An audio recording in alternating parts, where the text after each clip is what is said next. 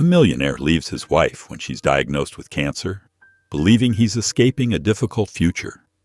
But years later, fate brings them face to face again, and the sight of her turns his world upside down. She's no longer the fragile woman he abandoned.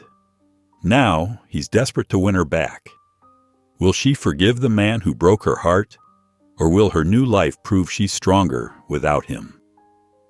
Before we get into the story, comment below where in the world you are watching from today. Emily Carter stood at the kitchen counter, sunlight streaming through the bay windows and casting a warm glow across her face. The aroma of fresh coffee and buttery toast filled their cozy suburban kitchen. She couldn't help but smile as she watched her husband Daniel expertly flip pancakes at the stove, his sleeves rolled up to his elbows. "Show off," she teased, taking a sip from her coffee mug. Daniel flashed her his trademark grin, the one that still made her heart skip after 7 years of marriage. "You married me for my pancake flipping skills, admit it?" "Among other things." Emily walked over and wrapped her arms around his waist, resting her cheek against his back. The soft cotton of his dress shirt felt familiar and comforting. "Like my devastatingly good looks?" He turned around, spatula in hand, and pulled her close. "And your modesty, of course." Emily laughed, the sound echoing through their sun-drenched kitchen. They settled at their breakfast nook, a cozy corner surrounded by windows overlooking their small but well-tended garden. Daniel reached across the table and squeezed her hand, his wedding ring catching the morning light. "I was thinking," he said between bites, "maybe we could take that trip to the coast next month, the one we've been talking about." Emily nodded enthusiastically, though she had to stifle a yawn. "That sounds perfect. I've been so tired lately, a vacation might be just what I need." Daniel's fork paused halfway to his mouth. "Tired? You've mentioned that before. Maybe you're just doing too much with that writing group of yours." "It's not just that." Emily pushed her half-eaten pancakes around her plate. "I've been feeling really run down. And there's this weird pain." "Hun, you're always taking on too much." Daniel cut her off with a gentle laugh. Emily tried to smile, but something didn't feel right. The fatigue went deeper than simple exhaustion, settling in her bones like a heavy weight. "Maybe you're right," she conceded, not wanting to worry him. "Of course I'm right." He winked at her, checking his watch. "Speaking of work, I should head out. Big presentation today." He stood, straightening his tie. Emily walked him to the door, accepting his quick kiss. "Good luck today," she called after him as he hurried to his car.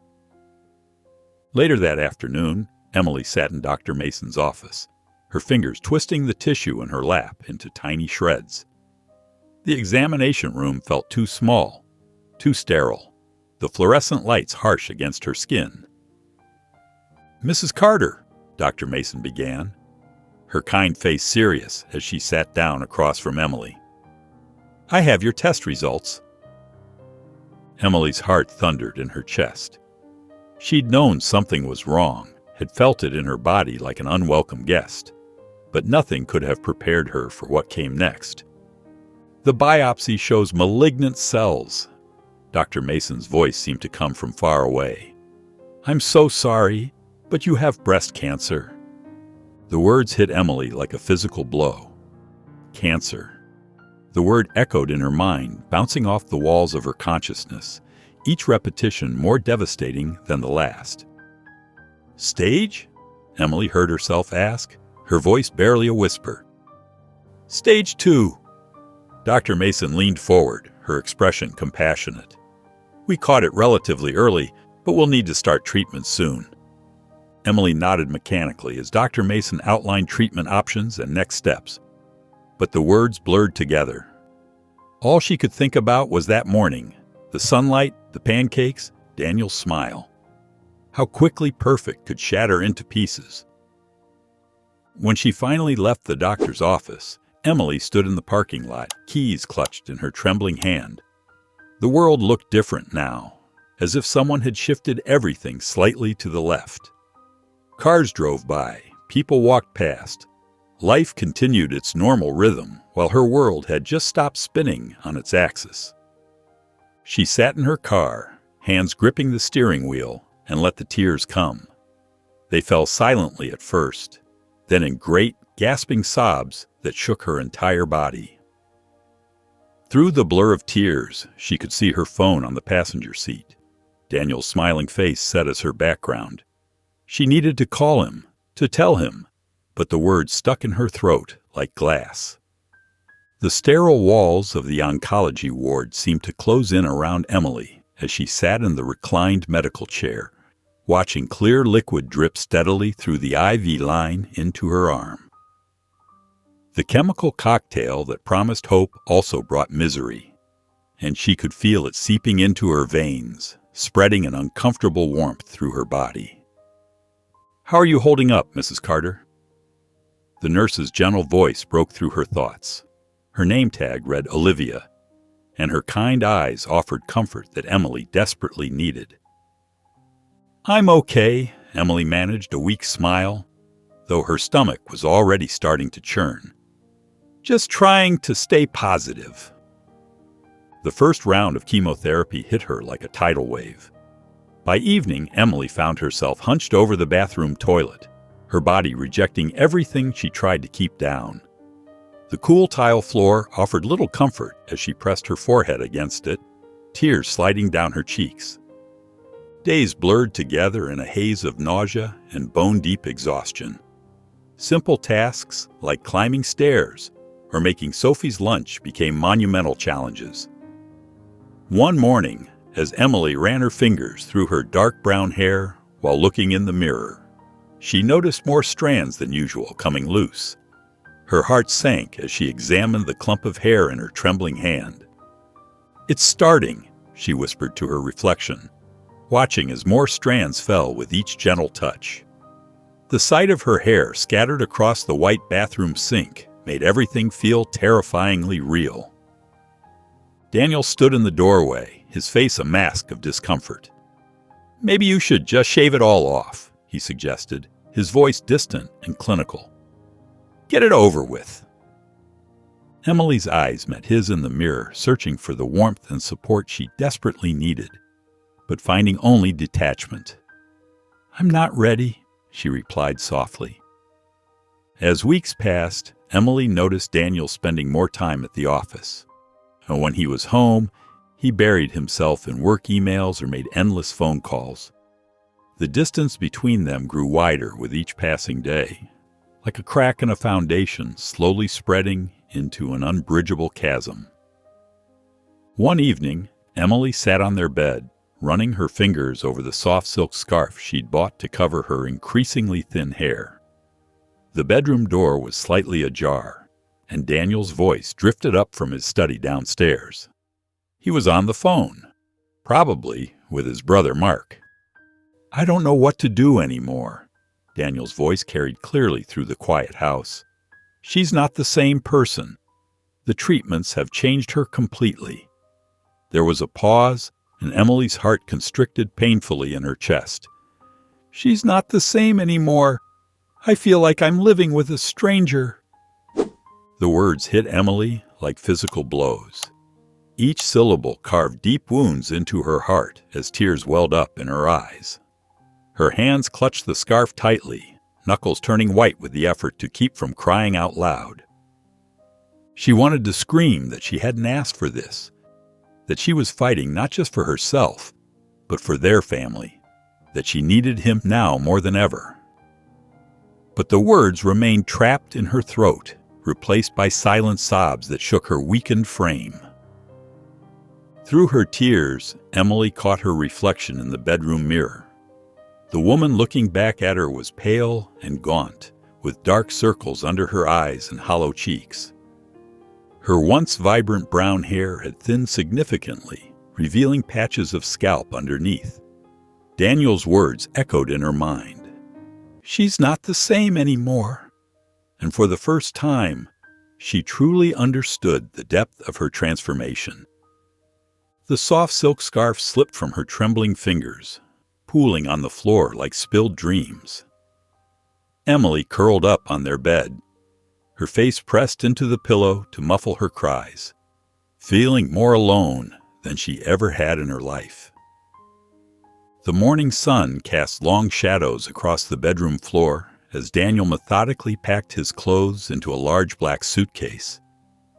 Emily stood in the doorway, her thin frame wrapped in a soft robe, watching as her husband systematically dismantled their life together. "I can't do this anymore, Emily," Daniel said, his voice flat and detached. "The hospital visits, the constant worry, watching you suffer. It's too much." He wouldn't meet her eyes as he folded another shirt, his movements mechanical and precise. Emily's legs felt weak, her body still recovering from yesterday's treatment. "Daniel, please," she whispered, her voice trembling. "We promised each other, in sickness and in health." Her fingers clutched the doorframe for support. He zipped the suitcase closed, the sound echoing through the room like a final statement. "I'm sorry. I'm just not strong enough for this. You're not the same person anymore, and I don't know how to handle it." His words cut through her heart like shards of glass. Emily watched, paralyzed by shock, as Daniel wheeled his suitcase past her. The stairs creaked under his feet as he descended. The front door opened, then closed with a quiet click that seemed to echo through the empty house. The days that followed blurred together in a haze of pain and loneliness. Emily dragged herself to treatments, calling expensive taxi services when she felt too weak to drive. The house that once felt like a warm sanctuary now seemed vast and empty, filled with memories that haunted every corner. One particularly difficult evening, after a grueling chemotherapy session, Emily struggled to prepare a simple meal. Her hands shook as she tried to open a can of soup, the simple task requiring more strength than she could muster. The kitchen counter supported most of her weight as she moved between the stove and refrigerator. The room spun suddenly, black spots dancing in her vision. The soup can slipped from her trembling fingers, clattering to the floor.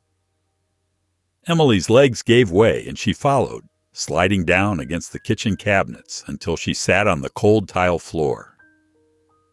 Tears rolled down her hollow cheeks as she stared at the scattered contents of her purse. Prescription bottles, hospital receipts, and appointment cards spread across the floor where her bag had fallen. The weight of her situation crashed over her like a wave. She was alone, sick, and terrified. But as she sat there, something stirred within her, a tiny spark of determination.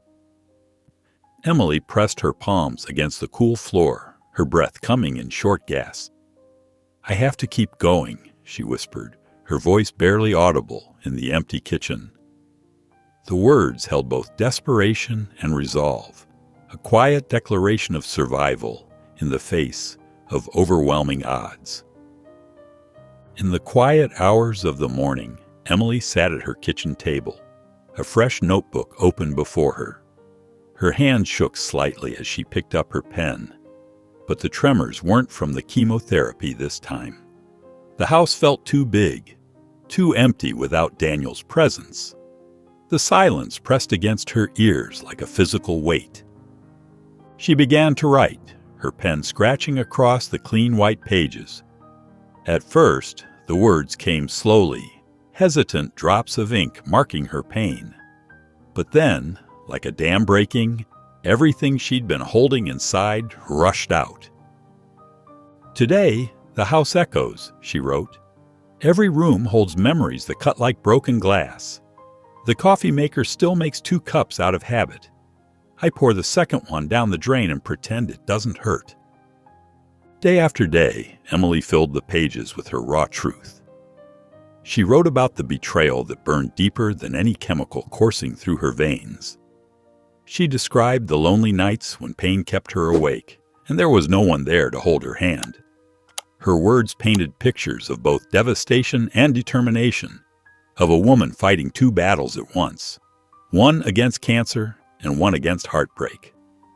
Marie came by one afternoon, letting herself in with the spare key she'd had for years. She found Emily asleep on the couch, the notebook fallen open on the floor beside her. As Marie bent to pick it up, her eyes caught a few lines on the page. The mirrors show a stranger now. Bare scalp, hollow cheeks, eyes that have seen too much. But somewhere underneath this new reflection, I'm still here. I'm still fighting. Marie couldn't stop reading. Each page drew her deeper into Emily's world. Her friend's soul laid bare in blue ink and tear-stained paper. The raw honesty of the words made her own eyes well up with tears. When Emily woke, she found Marie sitting in the armchair, the journal closed in her lap. Her friend's eyes were red-rimmed, but bright with something that looked like discovery. "Emily," Marie said softly, holding up the notebook, "this is incredible. Your words, they're so powerful, so real." Emily sat up slowly, pulling her soft-knit cap more securely over her bare head. "That's private," she said, but there was no anger in her voice, only vulnerability. "You need to publish this," Marie said, leaning forward with intensity. "There are so many people out there going through similar struggles. Your words could help them feel less alone." Emily wrapped her arms around herself, shaking her head. "I can't. Those are my private thoughts, my pain, my fears." She looked down at her thin hands. "Besides, who would want to read about my problems?" "Everyone who's ever felt betrayed," Marie responded. "Everyone who's ever had to fight for their life. Everyone who's had to find strength they didn't know they had." She moved to sit beside Emily on the couch. "Your words gave me chills, Emily. They made me understand what you're going through in a way all my visits and talks never could." Emily reached for the notebook, running her fingers over its worn cover. "It's too personal," she whispered. "Too raw. I don't know if I'm ready to share that with the world." Marie placed her hand over Emily's. "Think about it. Just think about how your story could touch others, how your courage could inspire them." Emily stared at the notebook, her heart racing at the thought of strangers reading her most intimate thoughts. The idea of being so exposed made her feel vulnerable all over again, like standing naked in a crowd. She bit her lip and shook her head slightly, unable to commit to such a huge step. The hospital corridor buzzed with quiet activity as Emily made her way to the treatment area one last time. Her steps were slow but determined, and her heart raced with a mixture of fear and hope. The familiar faces of nurses who had become like family over the past months greeted her with warm smiles. "Today's the day, Emily," Olivia, her favorite nurse, said softly. "You've fought so hard for this moment." The treatment room looked different somehow, brighter, more hopeful.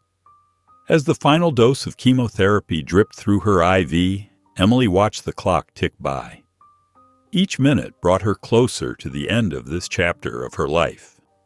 She clutched the small journal in her lap, its pages now filled with months of thoughts and feelings. When the last drop of medication finished, Olivia carefully removed the IV. Emily's hands trembled as she stood up, supported by the nurse. Together, they walked to the corridor where a brass bell hung on the wall.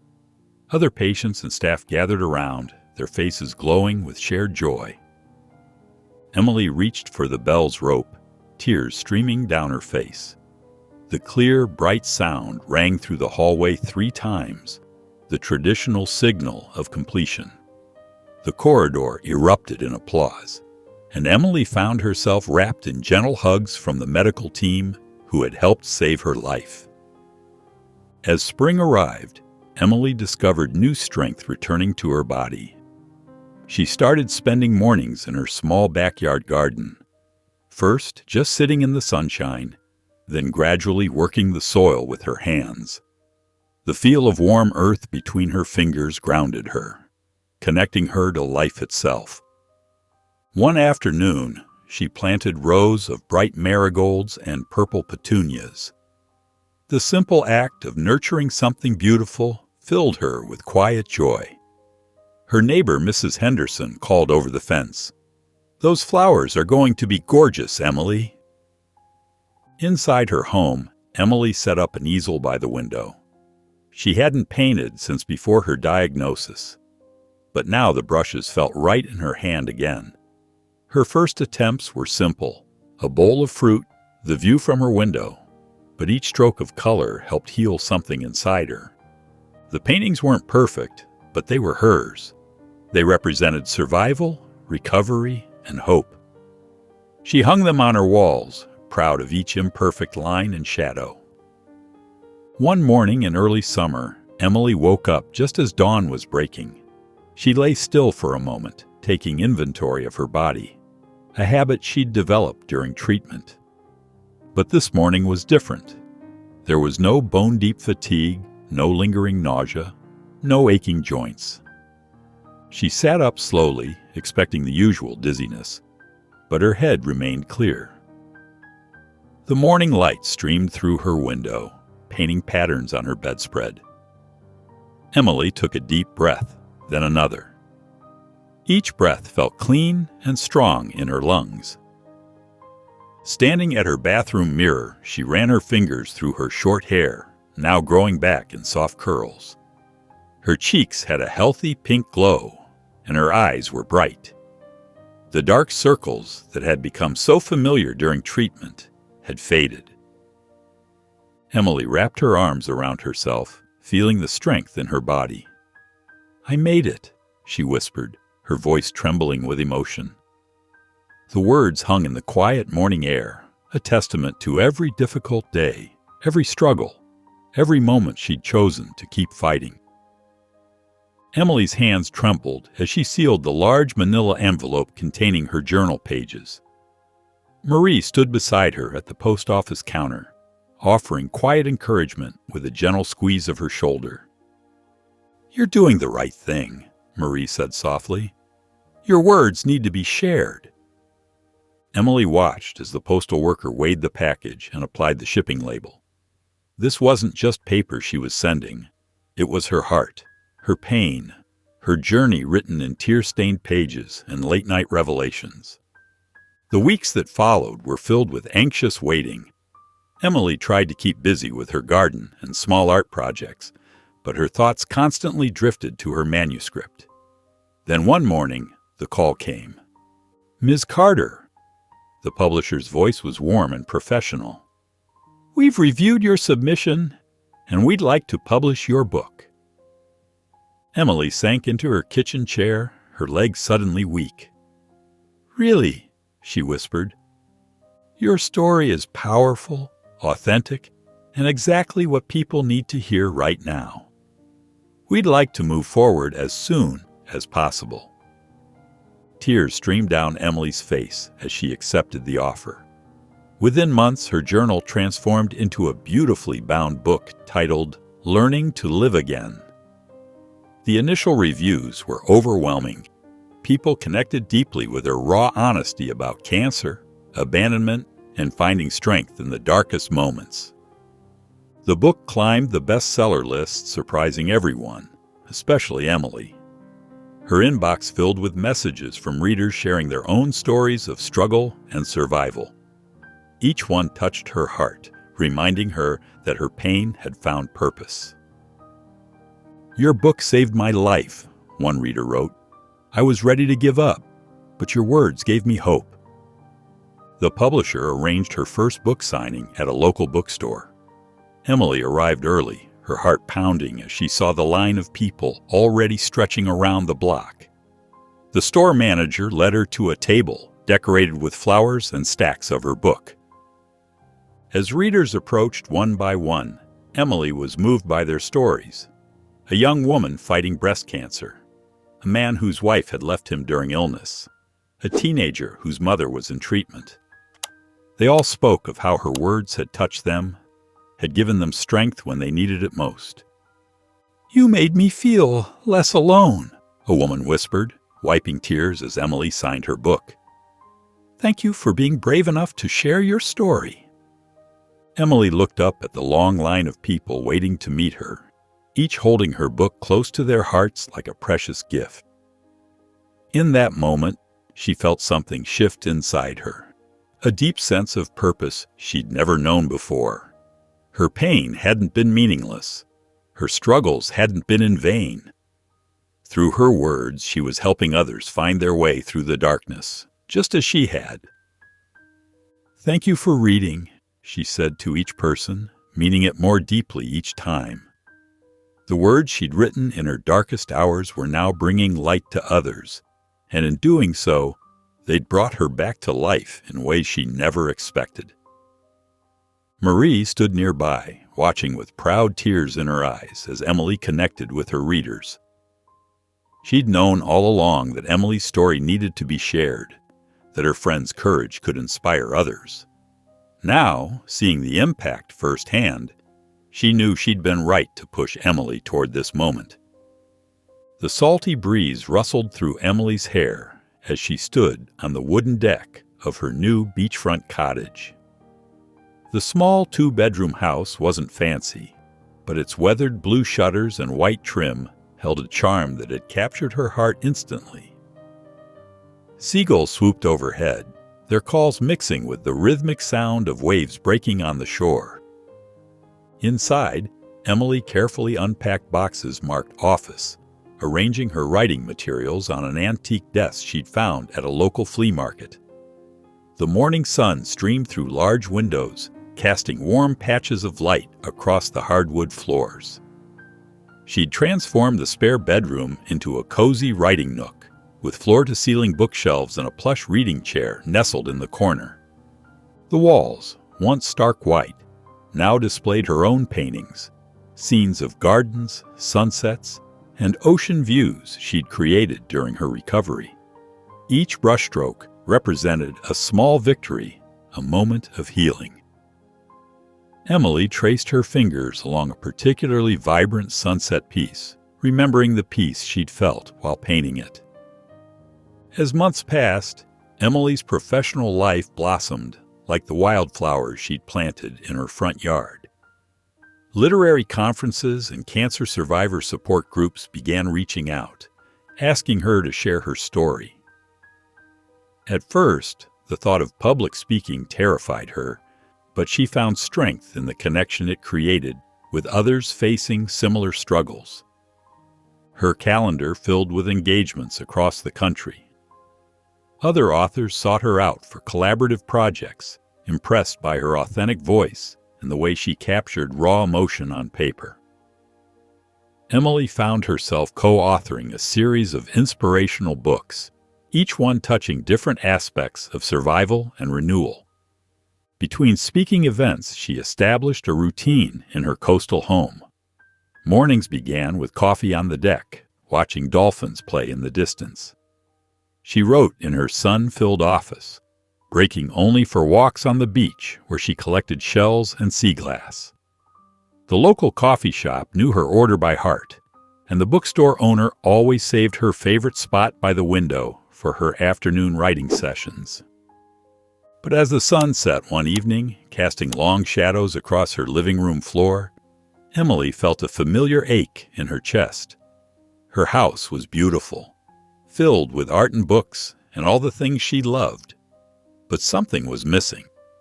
The sound of waves crashing outside only emphasized the quiet within. She curled up in her favorite chair, wrapping herself in a soft blanket. Her latest book sat on the coffee table, its cover gleaming in the dim light. The wall behind it displayed framed articles about her success and photos from speaking events where she'd touched countless lives. Yet despite all she'd achieved, despite the warmth she'd created in this space, Emily couldn't shake the feeling of incompleteness. Her fingers absently traced the empty space on her left hand, where her wedding ring used to be. Success was wonderful, and she was grateful for every moment of it. but it couldn't fill all the empty spaces in her heart. The house felt too quiet, too still, even with the constant symphony of the ocean outside. Emily hugged her knees to her chest, watching the last rays of sunlight fade from the sky. Her life was full of purpose and meaning now, but as darkness settled over her cozy coastal home, she wondered if professional fulfillment alone could ever make her feel truly complete. Emily walked through the doors of Ocean View Children's Center, her arms laden with boxes of books. The bright murals on the walls depicted cheerful ocean scenes with playful dolphins and smiling fish. She had decided to donate copies of her own book, along with other inspiring stories that had helped her through tough times. "Welcome," Ms. Thompson, the center's director, greeted her warmly. "The children will be so excited about these books." As they walked down the hallway toward the reading room, a small figure darted past them, dark pigtails bouncing. The little girl skidded to a stop and turned around, her brown eyes wide with curiosity. "Are those new books?" she asked, pointing to the boxes. Ms. Thompson smiled. "Sophie, this is Ms. Carter. She's brought some special books for everyone." Sophie bounced on her toes, her worn sneakers lighting up with each movement. "Can I help carry them? I'm really careful with books. I promise." Emily found herself charmed by the child's enthusiasm. "Of course you can. Would you like to carry this smaller box?" In the reading room, Emily settled into a comfortable armchair while several children gathered around. Sophie sat closest, cross-legged on the carpet, her eyes never leaving Emily's face. As Emily began reading from her book, she noticed Sophie mouthing the words along with her. "Do you like to read, Sophie?" Emily asked during a break. Sophie nodded eagerly. "I love stories. Sometimes I make up my own, too. Want to hear one?" The other children had drifted off to different activities, but Sophie stayed. She told Emily an imaginative tale about a butterfly who helped sick flowers get better by sprinkling them with magic dust. Emily noticed how Sophie's hands moved expressively as she spoke, her face animated with joy. They spent the afternoon sharing stories. Sophie showed Emily her favorite reading spot by the window, where she'd created a small nest of pillows. She pulled out a worn notebook filled with crayon drawings and stories written in wobbly handwriting. "This is beautiful," Emily said, carefully turning the pages. "You're quite the artist and writer." Sophie beamed at the praise. "Sometimes when I can't sleep, I write stories in my head. Do you do that too?" Emily felt a deep connection with this creative, sensitive child. "I do exactly the same thing." As the afternoon wore on, Ms. Thompson shared Sophie's background, how she'd been at the center for 2 years, her quiet resilience, her love of helping younger children. Emily found herself thinking about Sophie long after she left the center that day. Over the next few weeks, Emily's visits became more frequent. She and Sophie would read together, make up stories, or simply talk. Sophie's trust in Emily grew, and she began sharing more of herself, her fears, her dreams, her hope for a forever family. One evening, as Emily drove home from the center, she realized her large beach house no longer felt like just her space. In her mind, she could see Sophie's drawings on the fridge, hear her laughter echoing through the rooms. The spare bedroom she'd been using for storage could become a little girl's sanctuary. The next morning, Emily sat down with Ms. Thompson. "I'd like to discuss the possibility of adopting Sophie," she said, her heart full of certainty. The words felt right the moment she spoke them. "I had a feeling this might happen," Ms. Thompson replied with a knowing smile. "I've seen how you two connect. You bring out the best in each other." Emily's eyes filled with happy tears as she began filling out the preliminary paperwork. She knew this was the beginning of something beautiful, a chance to give Sophie the loving home she deserved, and in return, to fill the emptiness in her own heart with the joy of motherhood. The morning sunlight streamed through the kitchen windows as Emily and Sophie stood side by side at the counter, flour dusting their aprons and creating tiny clouds in the golden light. Emily couldn't help but smile as she watched Sophie's small hands carefully measure ingredients for their chocolate chip cookies, her heart swelling with pride at the little girl's meticulous attention to detail. "Like this?" Sophie asked, her tongue sticking out slightly in concentration as she leveled the flour with a butter knife, her eyes focused intently on the measuring cup. "Perfect," Emily praised, her heart warming at the girl's dedication. "You're becoming quite the baker. Soon you'll be teaching me your secrets." Their days had fallen into a comfortable rhythm since Sophie came home. Mornings were filled with breakfast chatter and getting ready for school, with Sophie picking out her outfits while Emily packed creative lunches. Afternoons brought homework, creative projects, and plenty of giggles. Emily had transformed her home office into an art corner where they could paint together, Sophie's colorful masterpieces now decorating the fridge alongside Emily's own attempts, creating a vibrant gallery of their shared moments. "Can we paint after the cookies are done?" Sophie asked, carefully dropping chocolate chips into the dough one by one, making sure they were evenly distributed. "Of course, sweetie. I bought new watercolors yesterday. They have some special sparkly ones I think you'll love."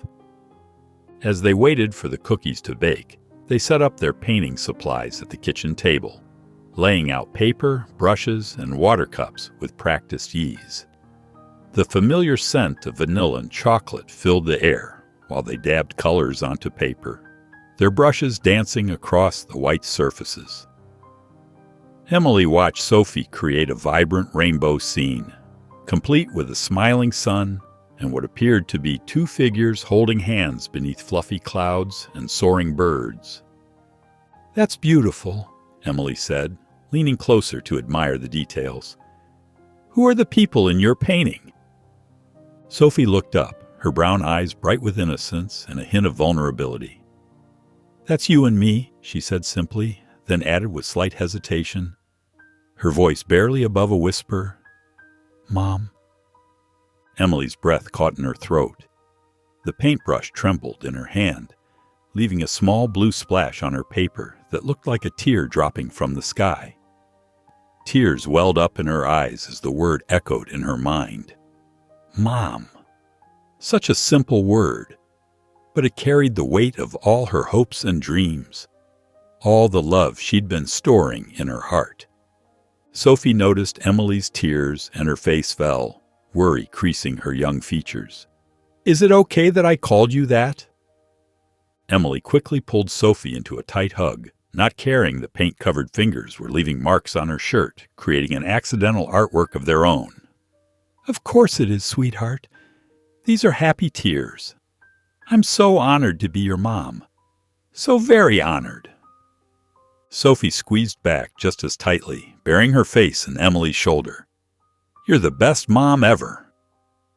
The timer beeped, breaking their emotional moment with its insistent chime. They pulled apart, both wiping away tears and giggling at their paint-smudged faces. As they moved to the kitchen to retrieve their cookies, Emily felt a profound sense of rightness settle over her. The house that had once felt too quiet and empty now resonated with the sounds of childhood joy and shared laughter, filled with the warmth of belonging.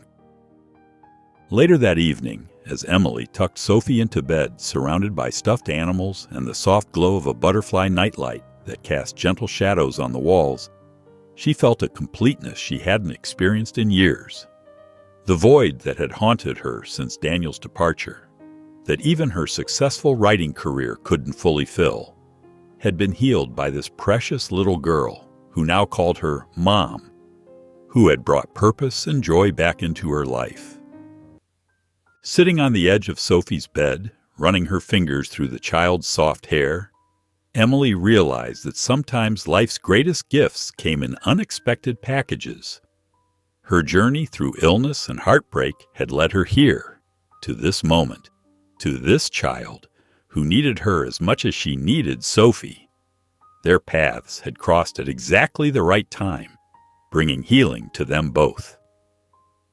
"Good night, my sweet girl," Emily whispered, placing a gentle kiss on Sophie's forehead and adjusting the blanket around her shoulders. "Good night, Mom," Sophie murmured sleepily, the word now flowing naturally from her lips like a melody Emily never tired of hearing.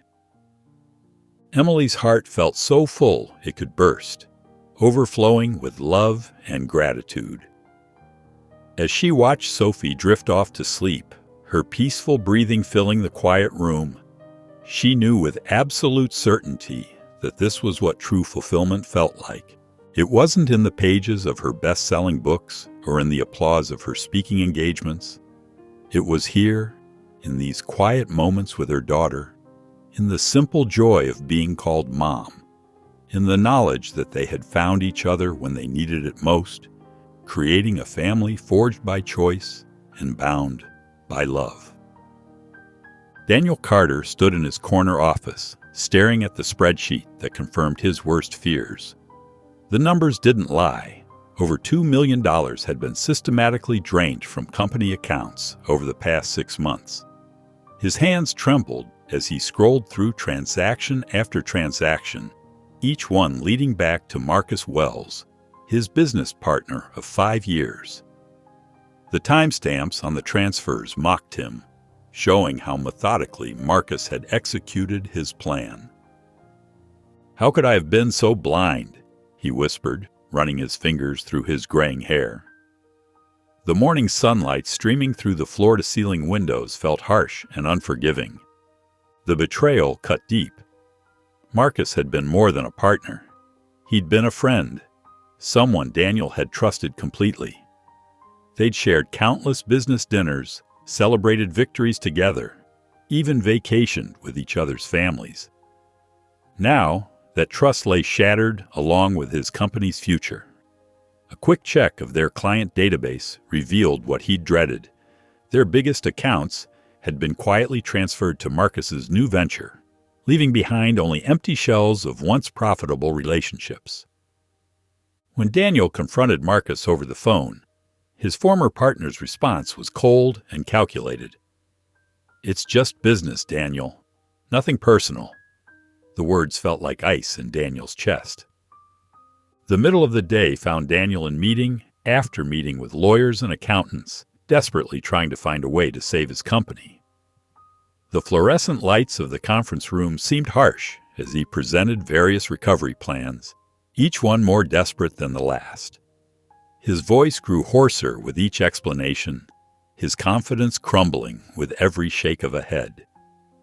"Mr. Carter," his accountant said gently, adjusting his wire-rimmed glasses, "there's no way to sugarcoat this. The company is insolvent." The news spread quickly through the office like wildfire. Daniel watched helplessly as employees packed their desks, some offering sympathetic glances, others barely concealing their anger. A few wept quietly at their workstations while clearing out personal items. By afternoon, the once bustling office felt like a ghost town, with only the hum of the air conditioning to break the silence. At the bank, Daniel faced further humiliation as he was informed that his personal assets were also compromised. Marcus had somehow managed to tie them to company guarantees, executing a plan that was both brilliant and devastating in its thoroughness. The banker's words blurred together as Daniel realized he would lose everything: his penthouse, his car, his reputation.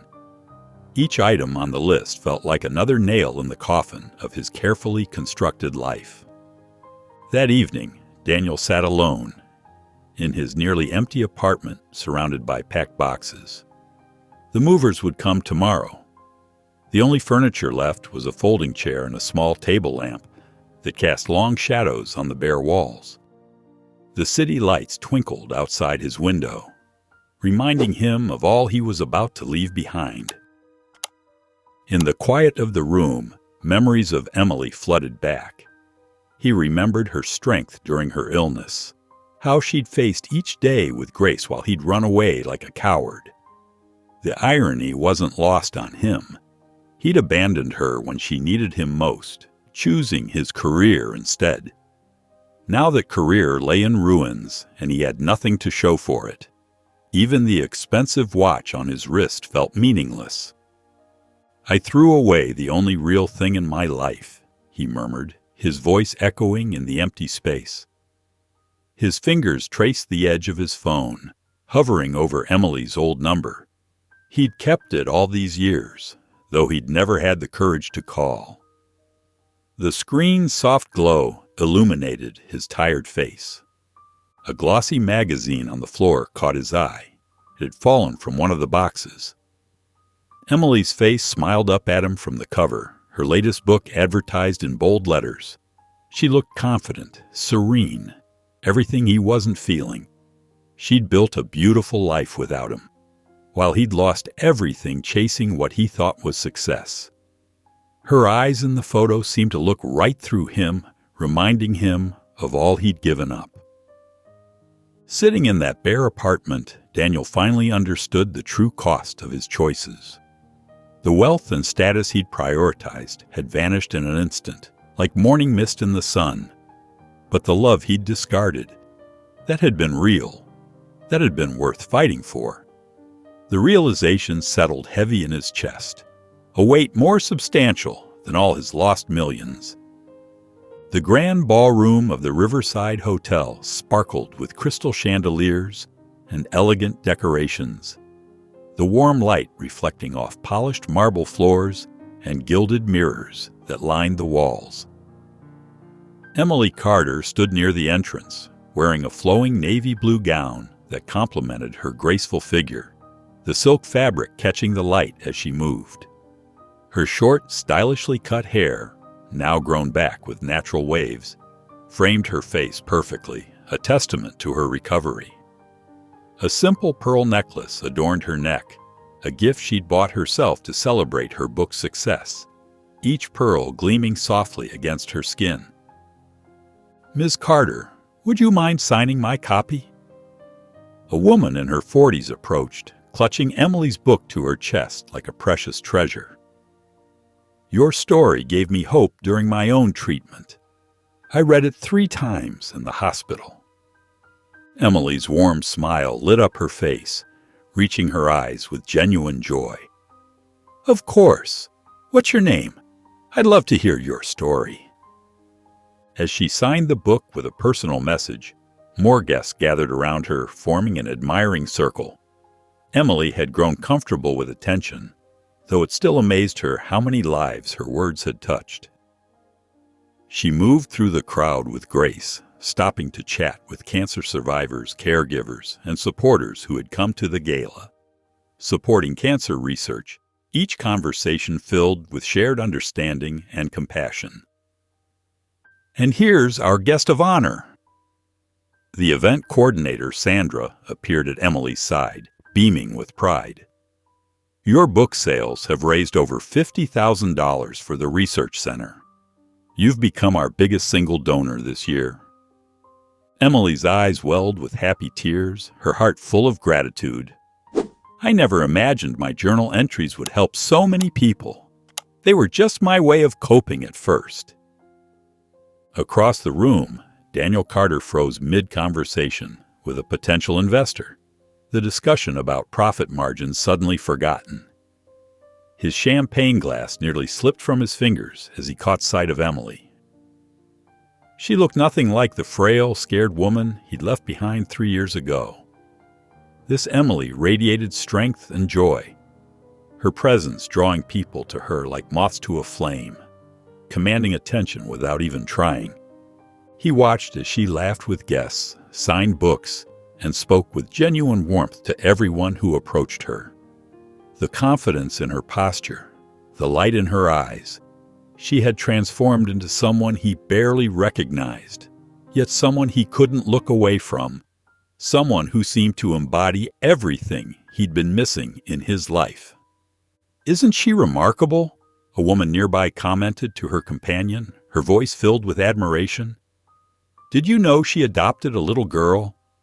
She's built such a beautiful life, after everything she went through. I heard she volunteers at the cancer center, too." Daniel's chest tightened, his breath catching in his throat.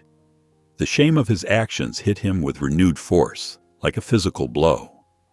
While Emily had faced cancer with courage and emerged stronger, he had run away like a coward, seeking escape in work and shallow relationships. Now here she stood, successful and beloved, while his own life lay in ruins despite his financial achievements. Before he could stop himself, his feet carried him toward her, drawn by an irresistible force. The crowd seemed to part, creating a clear path between them, as if by divine intervention. Emily had just finished speaking with an elderly couple when she turned and saw him. Her smile faltered for just a moment, but she quickly recovered, maintaining her composure with practiced grace. Daniel's throat felt dry as he approached, his heart pounding against his ribs. Up close, her transformation was even more striking.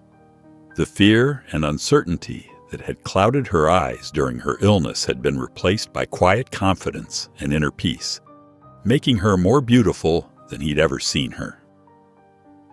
"Emily," he managed to say, his voice rough with emotion and regret. "You look incredible." Emily finished signing the book with a warm smile, watching as the woman walked away with tears of gratitude in her eyes, clutching the signed copy close to her chest like a precious treasure. The familiar voice behind her made her freeze, sending a jolt through her entire body. "Emily, I've missed you." She turned slowly to face Daniel Carter, her ex-husband. He looked different, thinner, with touches of gray at his temples that hadn't been there before, and fine lines around his eyes that spoke of sleepless nights. His expensive charcoal suit, though perfectly tailored, couldn't hide the weariness in his eyes, or the slight slump in his normally confident posture. "I never stopped thinking about you," Daniel said, his voice cracking with emotion. His hands fidgeted with his tie, a nervous gesture she remembered from their marriage.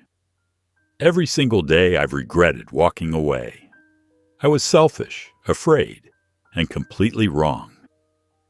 His hands trembled slightly as he spoke, and he stuffed them into his pockets to hide it. "The way I handled your illness, I'll never forgive myself." Emily's heart pounded in her chest, but her face remained calm, a skill she'd perfected during countless doctor's appointments and chemotherapy sessions. Years of dealing with life's hardest moments had taught her composure.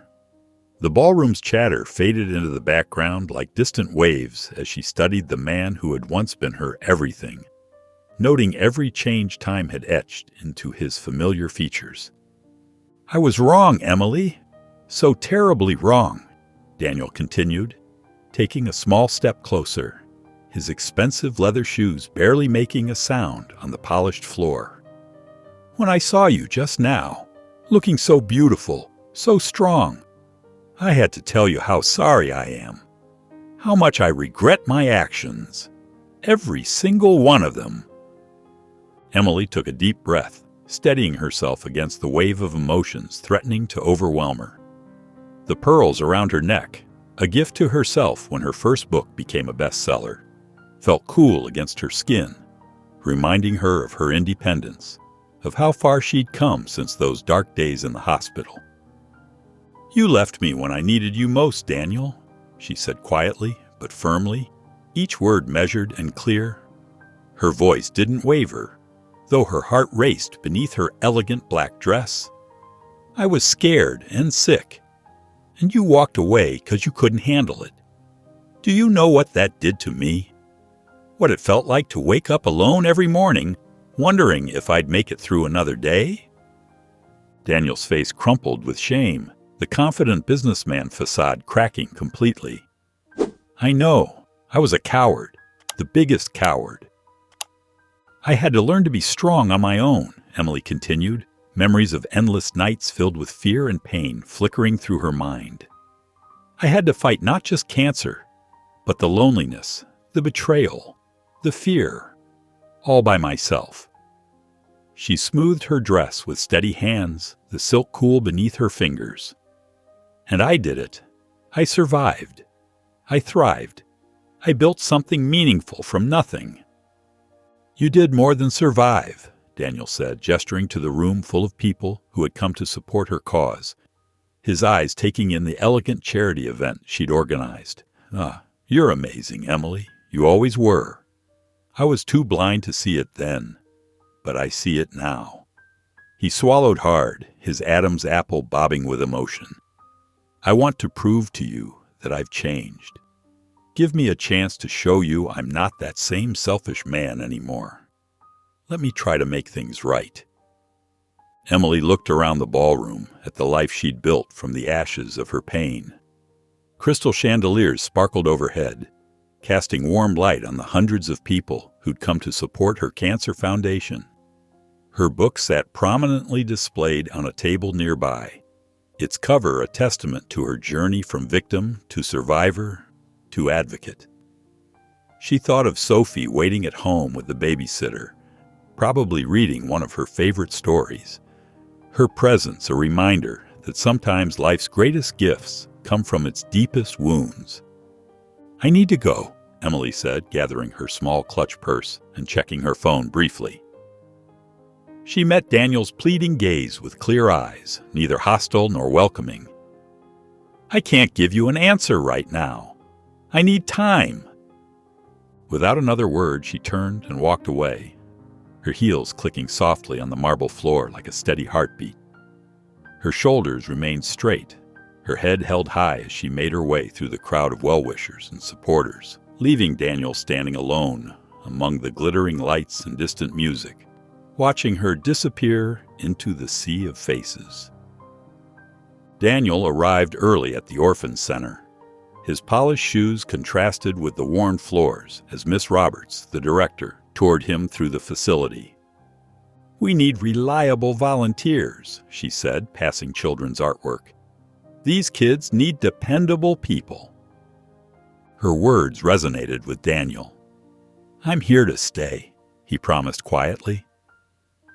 In the following weeks, he immersed himself in volunteering, reading stories, tutoring, and repairing playground equipment.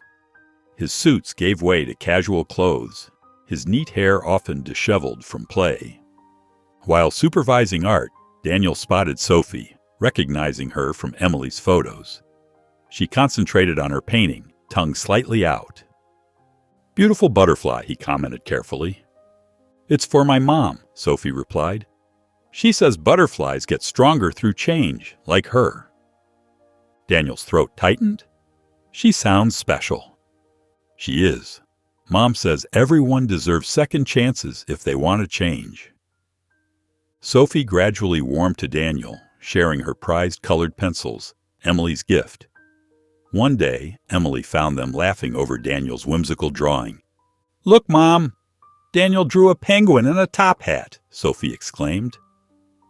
Emily maintained a neutral expression despite her uncertainty. That night, Sophie told her mother, Daniel's nice. He helps with math and stays patient. Emily wrestled with conflicting emotions. This new Daniel seemed genuinely changed, trading his luxuries for sincere warmth. Yet memories of her lonely treatment still stung. As she held her published journal, watching the sunset, Sophie's words competed with past hurts. She wondered if his transformation was enough to bridge their broken history. The community center hummed with activity as Daniel hung banners while Emily checked her clipboard. His month of networking had doubled the expected volunteers for the Orphan Center fundraiser. People rushed about, carrying boxes and setting up displays. The silent auction items look amazing, Emily said, surveying the display tables Daniel had arranged. Local businesses had donated everything from spa packages to weekend getaways, far exceeding their initial goals. The items were artfully displayed on cream-colored tablecloths, each with its own spotlight. "I remembered how you always said presentation matters," Daniel replied, adjusting a crystal vase filled with fresh roses and baby's breath. "These centerpieces remind me of the ones from our wedding." His fingers lingered on the delicate petals, lost in thought. Emily paused, studying the elegant arrangements. "They do, don't they?" A small smile played on her lips as she remembered their special day. The scent of fresh flowers brought back a flood of memories. Mrs. Jensen approached them with a stack of bid sheets, her gray hair neatly pinned back. "You two have outdone yourselves. We haven't seen this kind of support in years." Her eyes sparkled with genuine appreciation. Throughout the afternoon, Emily watched Daniel interact with donors and volunteers. He remembered everyone's names, asked about their families, and spoke passionately about the center's mission. It was the same charm that had first drawn her to him, but now it felt different, more genuine, less practiced. His smile reached his eyes in a way it hadn't before. During a quiet moment, they found themselves alone in the kitchen, preparing coffee for the evening portion of the event. The familiar routine of working side by side brought back memories of Sunday mornings in their old home. Steam rose from the coffee maker, filling the air with its rich aroma. Emily laughed softly. "The one that sounded like a freight train? Sophie wouldn't believe some of our starter apartment stories." Her eyes crinkled at the corners as she remembered those simpler times. "We were happy, though, weren't we?" Daniel's voice grew soft. "Before I lost sight of what really mattered." His hand stilled on the coffee filter. Emily nodded, feeling the weight of those memories. "We were." The words hung in the air between them, full of meaning. They worked in comfortable silence, the rhythm of their movements in sync as they prepared trays of cups and cream pitchers. Emily noticed how Daniel anticipated her needs, just like he used to, handing her things before she asked, making space for her to work. It felt like muscle memory, a dance they'd never quite forgotten. As the evening wound down and the last guests departed, Daniel helped Emily pack up the remaining supplies. The fundraiser had been a tremendous success, raising more money than they dared hope for. Their footsteps echoed in the nearly empty room. "Emily," Daniel said, his voice serious as they stood in the empty hall. His hands fidgeted with a folded tablecloth. "I know I can't undo what I did, but seeing you these past few weeks, working together again." He took a deep breath, his shoulders rising and falling. "I'll spend the rest of my life making it up to you." The sincerity in his eyes matched the tremor in his voice. The letter arrived on a Tuesday morning, its stark official letterhead making Emily's hands tremble violently as she read it over and over again. Sophie's biological parents, the Hendersons, were suddenly demanding custody of their daughter, whom they had callously abandoned years ago at the orphanage. Emily's stomach churned and twisted as she read their cruel words, questioning her fitness as a mother due to her cancer history, each sentence feeling like a physical blow. "You had cancer? How can you guarantee you'll be there for her?" The words jumped off the page, stabbing at Emily's heart like daggers. She glanced desperately at the treasured family photos adorning her wall, Sophie's first day of school with her gap-toothed grin, their messy painting sessions filled with laughter, baking chocolate chip cookies together on rainy afternoons. Each precious memory now felt threatened and fragile. Sitting at her worn kitchen table, Emily's mind raced with crushing doubts and fears. What if they were right after all? The cancer could return without warning. She'd fought so hard to survive, enduring months of brutal treatments. But there were no absolute guarantees in life. Hot tears rolled steadily down her cheeks as she imagined Sophie facing another devastating loss. That evening, after tucking Sophie into bed with extra hugs and kisses, Emily sat alone in her quiet study. Her reflection in the darkened window looked tired and deeply worried, with shadows under her eyes. "Maybe they're right," she whispered hoarsely to herself, her voice catching. "Maybe Sophie deserves parents who haven't been sick, who can promise her forever without any doubts." The overwhelming weight of uncertainty pressed down heavily on her shoulders. Emily thought about all the regular doctor's appointments she still needed to maintain, the ongoing checkups that served as constant reminders, the lingering fatigue that sometimes still caught her off guard even now. Was it truly fair to Sophie to live with that looming shadow? But then Emily heard Sophie's infectious laughter floating from a video playing on her phone, a sunny clip from their recent beach trip where they had built sandcastles together. Sophie's joy was pure and real, her trust in Emily absolute and unwavering. The sound stirred something fierce and protective in Emily's heart. With trembling fingers, she quickly dialed Marie's number. "I need help," she said, her voice breaking with emotion. "Sophie's biological parents want her back." Marie's response was immediate and fierce, filled with loyal indignation. "We won't let that happen. You're the best mother that girl could ever ask for." The next morning, Emily called the prestigious family law office downtown. The receptionist heard the raw urgency in her voice and quickly scheduled an emergency consultation. While anxiously waiting for her appointment, Emily reached out to Sophie's dedicated teachers, her caring pediatrician, and the kind counselor who had supervised their adoption. Each one promised without hesitation to write detailed letters of support, testifying to the loving and stable home Emily had created. At the lawyer's office, Emily sat straight-backed and determined, her resolve growing stronger. "I won't let them take her," she declared firmly, pulling out carefully preserved photo albums and glowing school reports documenting Sophie's remarkable progress. "Cancer didn't stop me from being there for her every single day. It taught me to fight harder for what truly matters." The lawyer, Ms. Roberts, reviewed the extensive documents carefully through her reading glasses. "You have a very strong case, Emily. The Hendersons legally abandoned their parental rights years ago. Your recovery and success since then only demonstrate your incredible resilience." By afternoon, word had spread rapidly through their close-knit coastal community.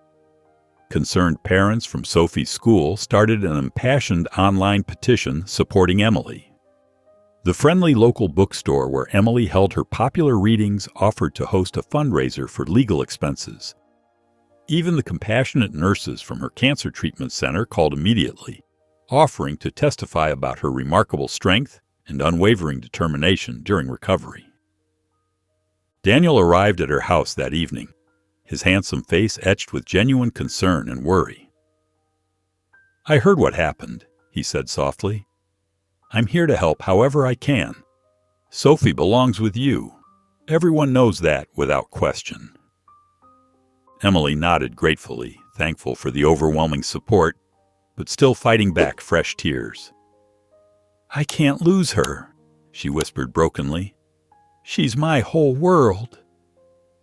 Looking at the growing stack of heartfelt support letters on her desk, Emily felt her determination solidify into steel. Cancer had taught her that some things were worth fighting for with everything you possessed.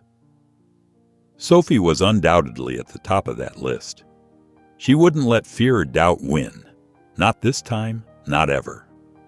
Her loving community stood firmly behind her, and she would stand strong and unshakable for Sophie, no matter what challenges lay ahead. The courtroom felt cold and sterile as Emily sat beside her lawyer, her hands clasped tightly in her lap, her knuckles white from the pressure. Across the aisle, Mr. and Mrs. Henderson sat with stern expressions, their expensive suits and polished appearances a stark contrast to Emily's simple blue dress and minimal makeup. "Your Honor," Mr. Henderson's lawyer began, his voice sharp and calculated, cutting through the tense silence like a knife. While Ms. Carter may have good intentions, her medical history poses a significant risk to the child's well-being. The threat of cancer recurrence could leave Sophie without a mother once again. We cannot ignore this very real possibility. Emily's heart pounded against her ribs as she watched Mrs. Henderson nod in agreement, her perfectly manicured hand resting on her husband's arm. The words stung, reopening wounds she thought had healed months ago. Sophie sat in the front row with a social worker, her small face worried as she looked between the adults, her feet barely touching the ground from the wooden bench.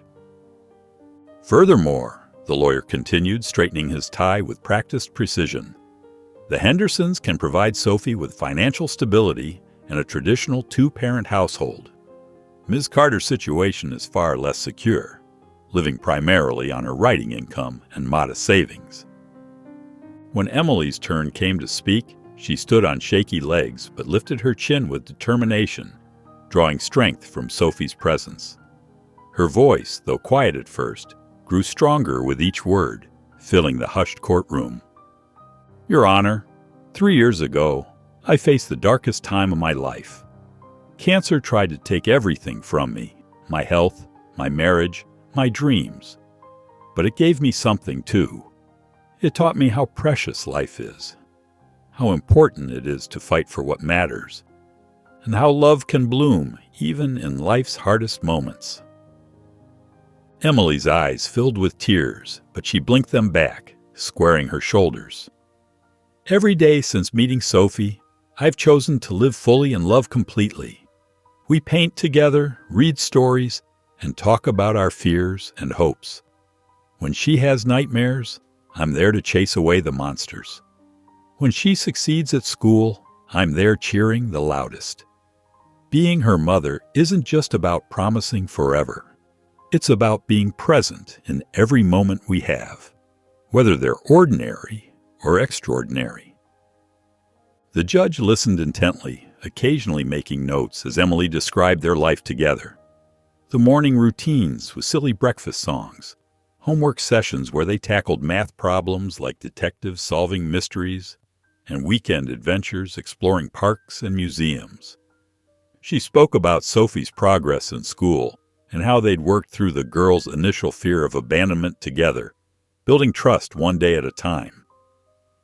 When Emily finished, the judge turned to Sophie, who had been watching everything with wide eyes, her hands twisting the fabric of her favorite dress. Sophie, would you like to tell me how you feel about all this? Sophie stood up, her small hands smoothing her dress, just like Emily always did when she was nervous. A few strands of hair had escaped from her carefully braided pigtails, but her voice came out clear and strong, surprising everyone in the courtroom.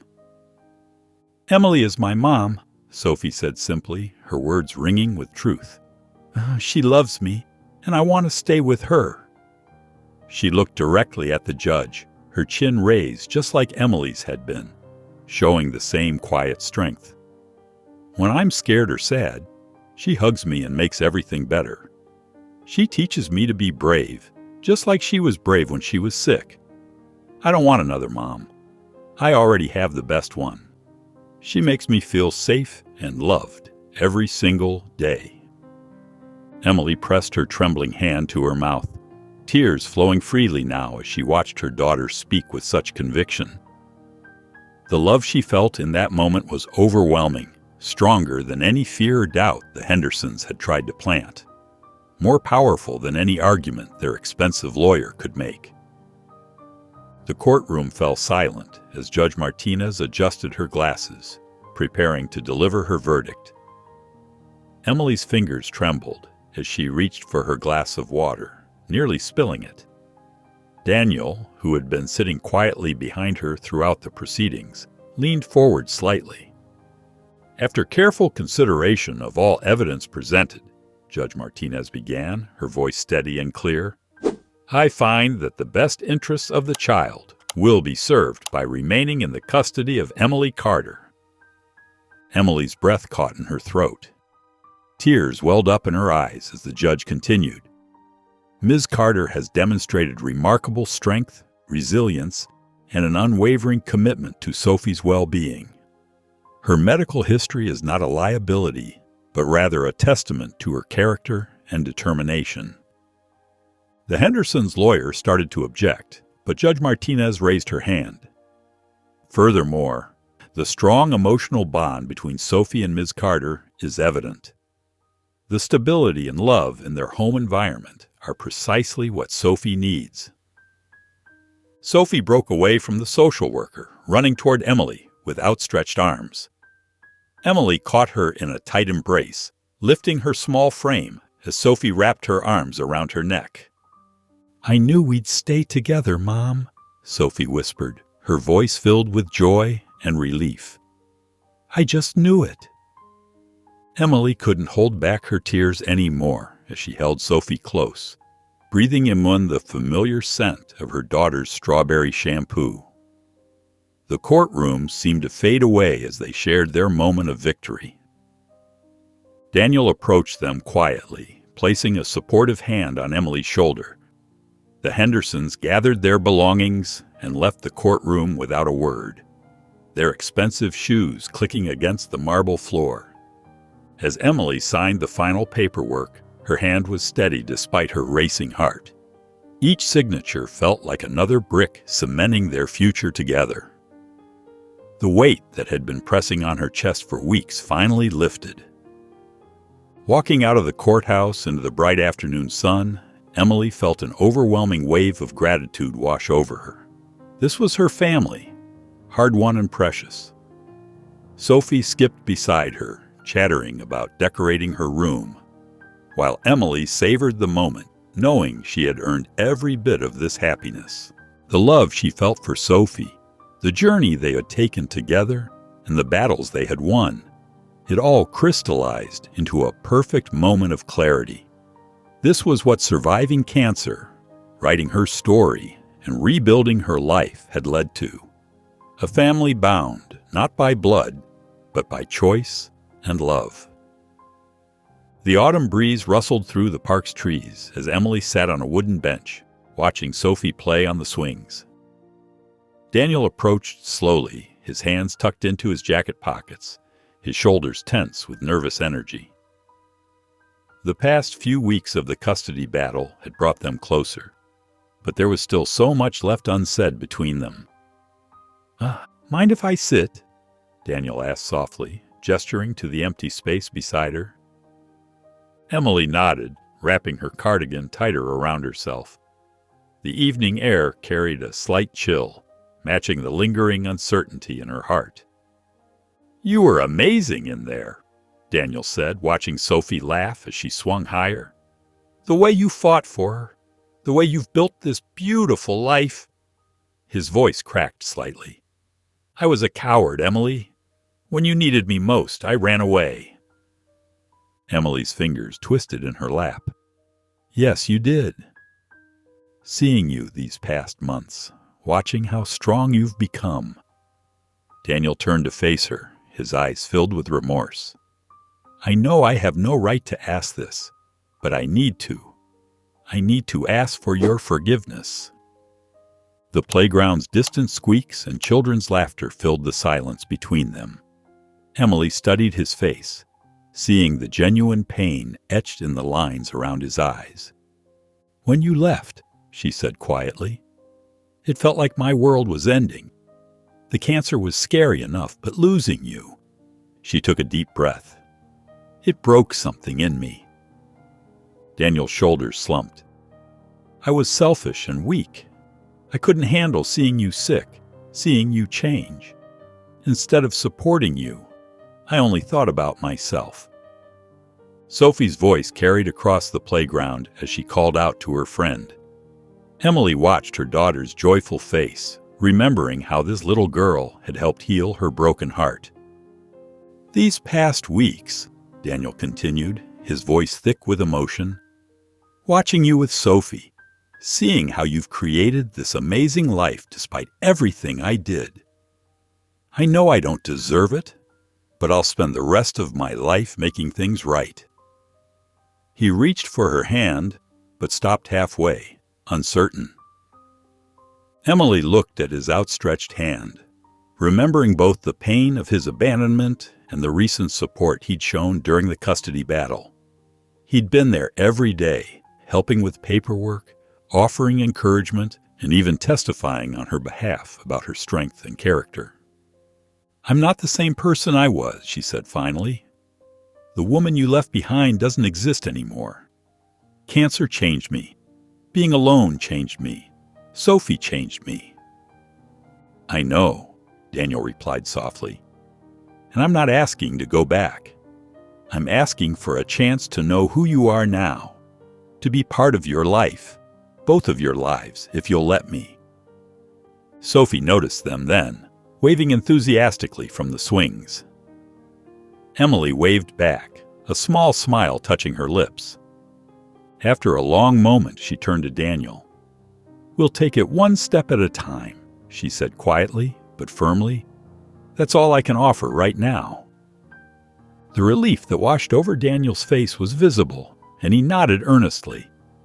"One step at a time," he agreed. "That's more than I deserve."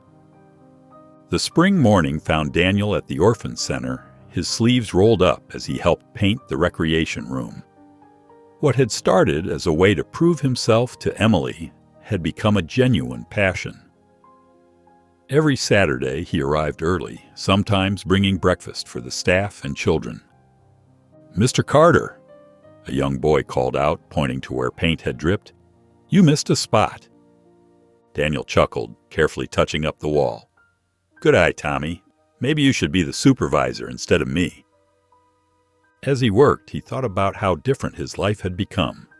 The expensive suits and boardroom meetings had been replaced by paint-stained jeans and children's laughter. Somehow, it felt more rewarding than any business deal he'd ever closed. Later that afternoon, he met Emily and Sophie at the park for their weekly ice cream date. Sophie's face lit up when she saw him approaching their usual bench. "You've got paint in your hair," Sophie giggled, reaching up to point at the blue specks scattered through his dark hair. "That's what happens when you're a master painter," Daniel replied with a wink, making Sophie laugh harder. Emily watched their interaction, noticing how natural it felt now. Gone was Daniel's awkward hesitation around children, replaced by genuine warmth and patience. He listened intently to Sophie's stories about school, asked thoughtful questions, and remembered small details about her friends and activities. As they walked through the park, Sophie ran ahead to the playground. Daniel and Emily followed at a slower pace, maintaining a comfortable distance that had become familiar over the past few months. "Thank you for the books you sent to her class," Emily said softly. "Her teacher said it really helped with their reading program." Daniel shrugged, but his eyes showed how much the acknowledgement meant to him. "I just want to help where I can." They watched as Sophie climbed the jungle gym, waving at them from the top. "Dad, watch this!" she called out excitedly. Emily froze, her breath catching in her throat. It was the first time Sophie had called Daniel Dad, and it had come so naturally, without prompting or pressure. Daniel stood equally still, his eyes wide with emotion. He quickly composed himself and gave Sophie a thumbs up, not wanting to make a big deal out of the moment and potentially embarrass her. Sophie demonstrated her climbing skills, then ran off to join some friends from school who had just arrived. Emily and Daniel sat on a nearby bench, both still processing what had just happened. "Are you okay with that?" Daniel asked quietly, referring to Sophie's new name for him. "I never asked her to." Emily watched Sophie play, remembering all the small moments that had led to this one. Daniel showed up consistently for every school event, never missing their weekend ice cream dates, volunteering countless hours at the orphan center, and most importantly, being present in ways he never had been before. "You've earned it," Emily replied honestly. "You've shown up every day, Daniel. Not just for the fun parts, but for everything. Parent-teacher conferences, doctor's appointments, Even that awful stomach bug she had last month. Daniel's dedication had been unwavering. The man who once couldn't handle illness and difficulty had sat up all night with a sick child, never complaining once. Emily felt something shift inside her as she watched Sophie wave at them again. The wall of distrust she'd built around her heart had slowly been dismantled, brick by brick, through Daniel's consistent actions and genuine change. "I trust you with her," Emily admitted softly, surprising herself with the truth of those words. "I trust that you'll be there for her, that you won't walk away again." Daniel's eyes glistened with tears. He quickly blinked away. He understood the weight of Emily's words, how hard-earned that trust had been, and how precious it was. Sophie's laughter echoed across the playground, a joyful sound that seemed to seal the moment. Emily realized that somewhere along the way, without grand gestures or dramatic moments, trust had been quietly rebuilding itself between them. The waves lapped gently at the shore as Emily watched Sophie and Daniel build an elaborate sandcastle. The morning sun warmed her skin, and a gentle breeze carried the salty scent of the ocean. Sophie's laughter rang out clear and bright as Daniel pretended to be a monster approaching their sandy fortress. "No, Dad, you can't destroy it yet." Sophie giggled, throwing herself protectively in front of their creation. "We haven't even put the seashells on." Emily smiled from her spot on the beach blanket, taking in the scene before her. Daniel's expensive watch and designer sunglasses lay forgotten in the beach bag, a far cry from the man who once prioritized image above all else. Now here he was, covered in sand, making silly faces at their daughter. Sophie ran over to Emily, her pigtails bouncing. "Mom, come help us. We need more shells for the windows." Taking Sophie's small hand, Emily walked with her along the shoreline, collecting perfectly shaped shells, while Daniel worked on reinforcing the castle walls. The three of them worked together, adding towers and moats, decorating with seaweed and pebbles. As Sophie splashed in the shallow water under their watchful eyes, Emily found herself reflecting on the path that had led her here. The diagnosis that had once seemed like an ending had become a beginning. The pain of Daniel's abandonment had forced her to find strength she never knew she possessed. Her journal entries, born from loneliness and fear, had touched countless lives. And Sophie, beautiful, precious Sophie, had taught her that love could heal the deepest wounds. Daniel noticed her thoughtful expression. "Penny for your thoughts?" "Just thinking about how life has a way of surprising us," Emily replied, watching Sophie chase a seagull. 3 years ago, I couldn't have imagined being here, being this happy." The afternoon sun painted everything in golden light as they packed up their beach supplies. Sophie had fallen asleep on the blanket, exhausted from hours of play. As Daniel carefully gathered their sleeping daughter in his arms, he turned to Emily. "Thank you for giving me this chance," he said softly, his voice thick with emotion. "I know I didn't deserve it." Emily stood at the kitchen counter, chopping vegetables for dinner, while watching Daniel and Sophie at the dining table. They were surrounded by craft supplies, colored paper, markers, glue, and what looked like half a forest worth of popsicle sticks. "And then the water goes through here," Daniel explained, pointing to a section of their homemade water cycle model. "That's called condensation." Sophie's face scrunched up in concentration as she carefully glued another cotton ball to represent a cloud, like when the shower makes the mirror all foggy. "Exactly," Daniel beamed, ruffling her hair. "You're so smart, sweetheart." Emily's heart warmed at their interaction. These moments had become more frequent over the past few weeks. Last weekend, they'd spent Sunday afternoon at the Botanical Gardens, where Daniel had lifted Sophie onto his shoulders so she could see the butterfly house better. The weekend before that, they'd started a tradition of Saturday morning pancakes, with Sophie insisting on adding chocolate chips to spell out their initials. "Mom," Sophie called out, "come look at what Dad helped me make." Emily wiped her hands on a dish towel and walked over to inspect their project. The model was impressive. A clear plastic container housed a miniature landscape complete with mountains, trees, and an ocean made of blue cellophane. Cotton ball clouds hung from clear fishing line, and arrows made from popsicle sticks showed the water cycle's path. "We tested it with real water," Sophie explained proudly, "and Dad showed me how the sun makes it go up into the clouds, and then it rains back down." "It's wonderful, sweetie," Emily said, genuinely impressed. She caught Daniel's eye and saw his quiet pride, not just in the project, but in Sophie's excitement. Later that evening, after they'd tucked Sophie into bed with her favorite story, Emily found herself in the garden. The evening air was cool, and the string lights they'd hung last week cast a gentle glow over their small vegetable patch. Daniel joined her, offering a cup of tea. "She's really thriving," he said softly. "I never thought I could be good at this, being a dad." Emily watched a moth flutter around one of the lights. "You're trying," she acknowledged. That's what matters to her. The past month had brought subtle changes.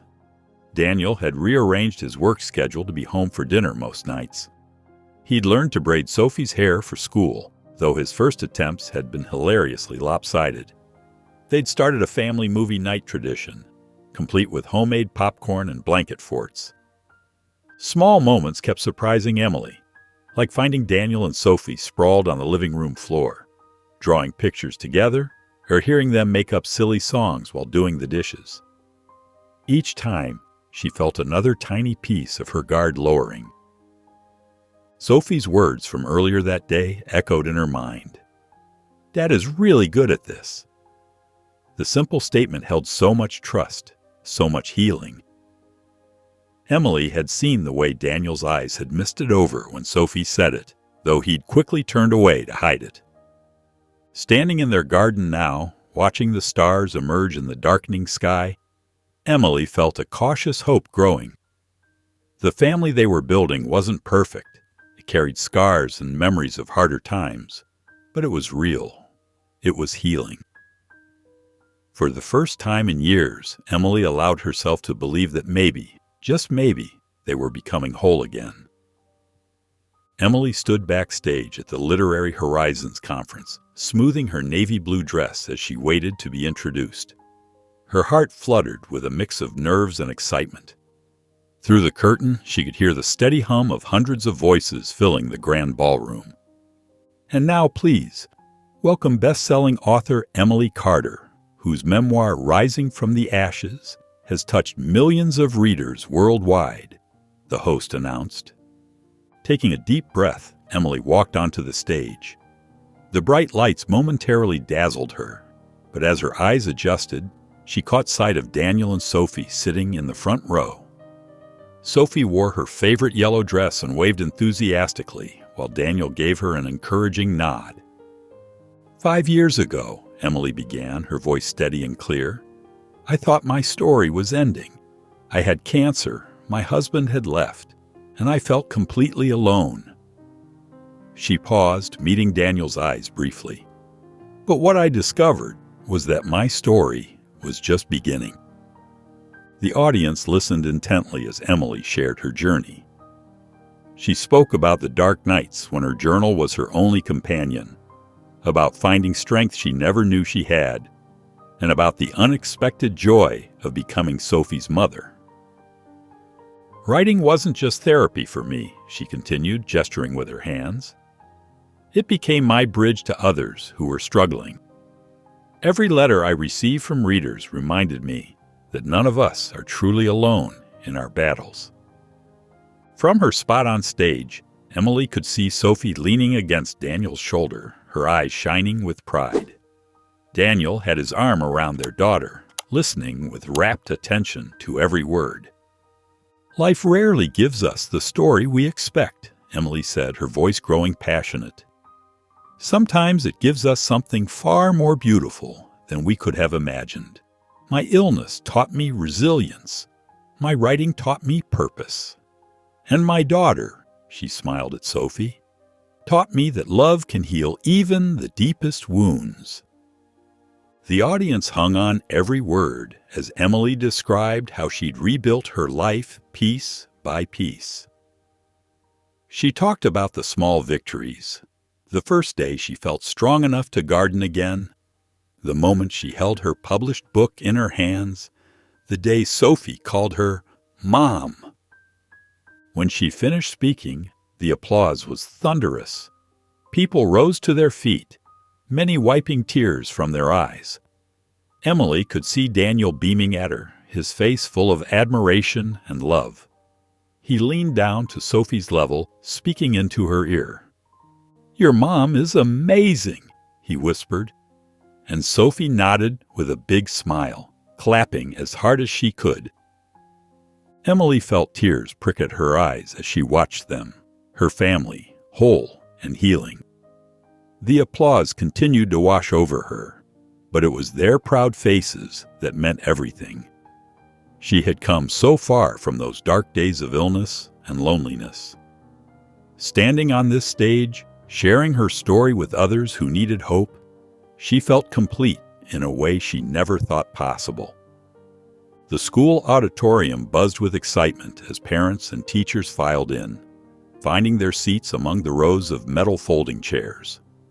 Emily and Daniel sat near the front, programs clutched in their hands, waiting for Sophie's performance in the Spring Arts Showcase.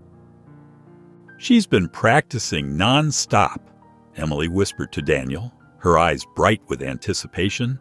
"I've never seen her so dedicated to anything before." Daniel nodded, squeezing Emily's hand. "Remember how shy she was when she first came to live with us? Now look at her, performing in front of the whole school."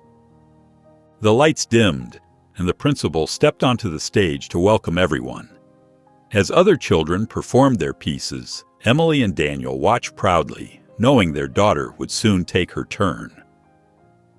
Finally, Sophie's name was announced.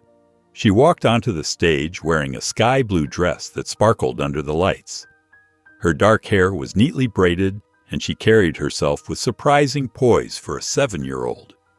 Sophie positioned herself at the easel set up center stage, next to a keyboard. She had insisted on combining her two favorite activities for the showcase, painting and playing music. The audience watched in fascination as Sophie began playing "Twinkle, Twinkle, Little Star" with one hand, while using her other hand to paint stars on the canvas. Emily felt tears welling up in her eyes as she watched her daughter perform. Daniel wrapped an arm around her shoulders, his own eyes glistening with pride. Sophie's face showed complete concentration as she moved between the keyboard and the canvas, creating something uniquely her own.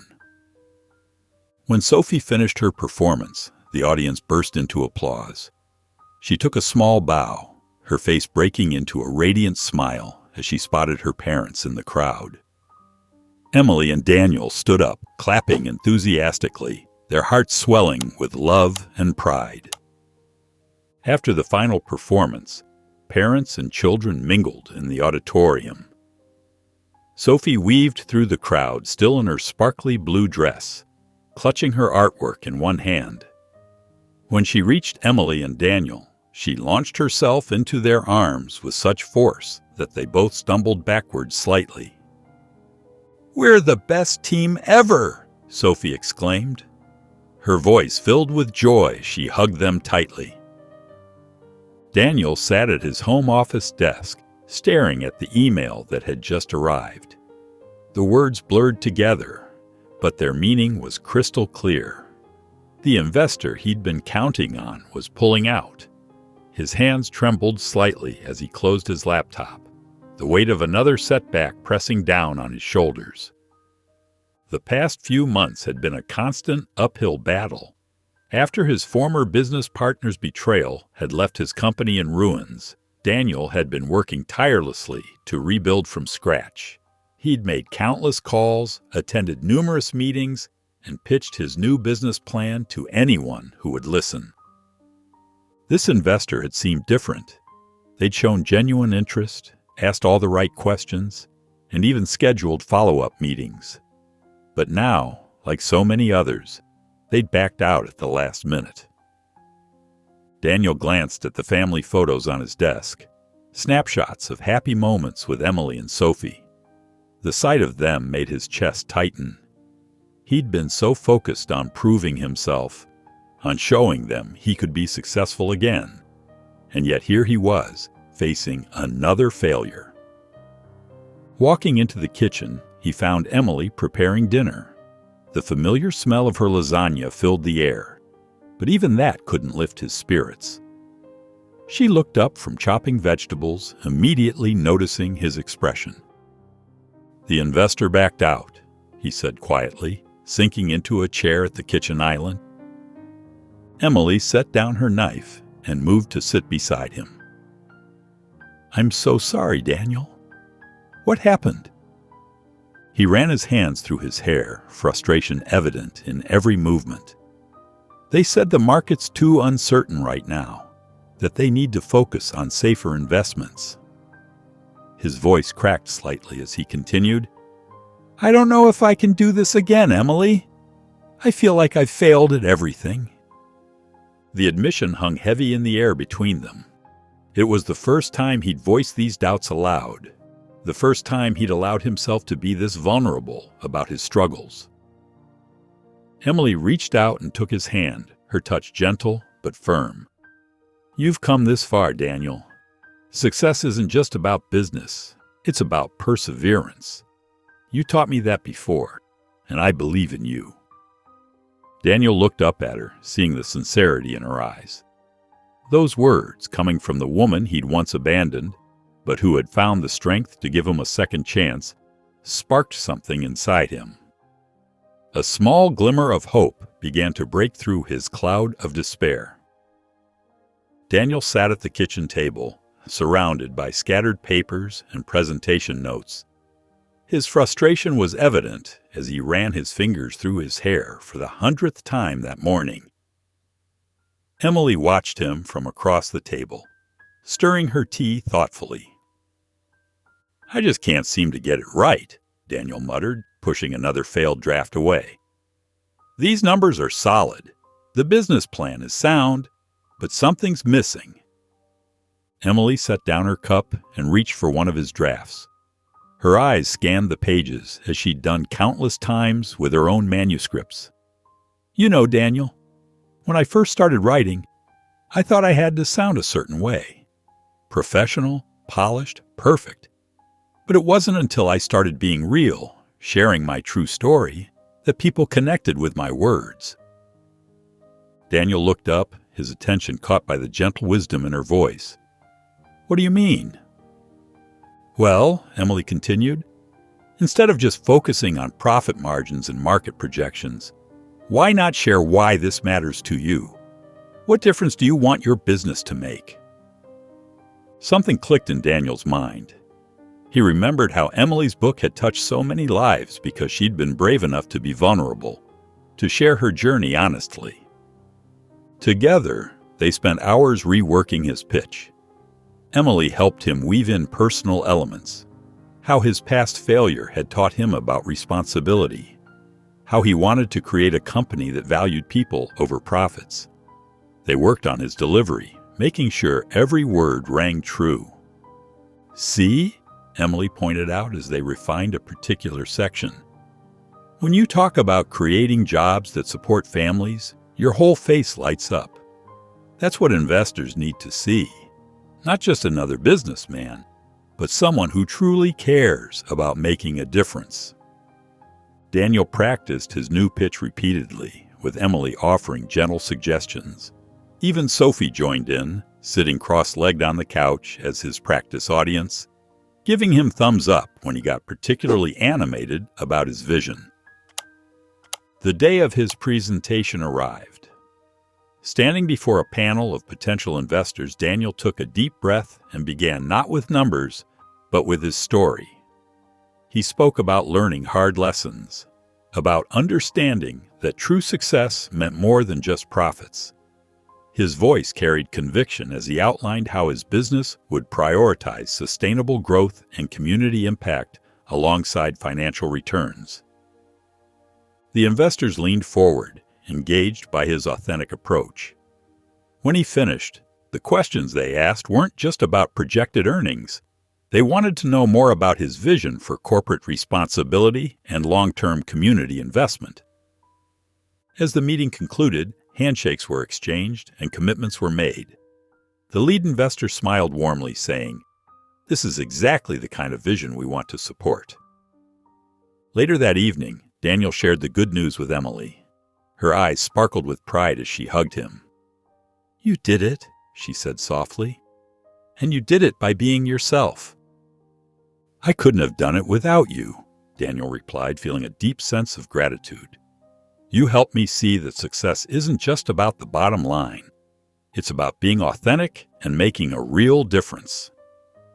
Emily squeezed his hand, her smile confirming that he was indeed on the right path. The grand ballroom of the Riverside Hotel sparkled with elegant decorations and soft lighting. Emily had transformed the space into a magical setting for the Orphan Center's annual fundraising gala. Crystal chandeliers cast a warm glow over the crowd of well-dressed attendees, while blue and silver streamers created an enchanting atmosphere.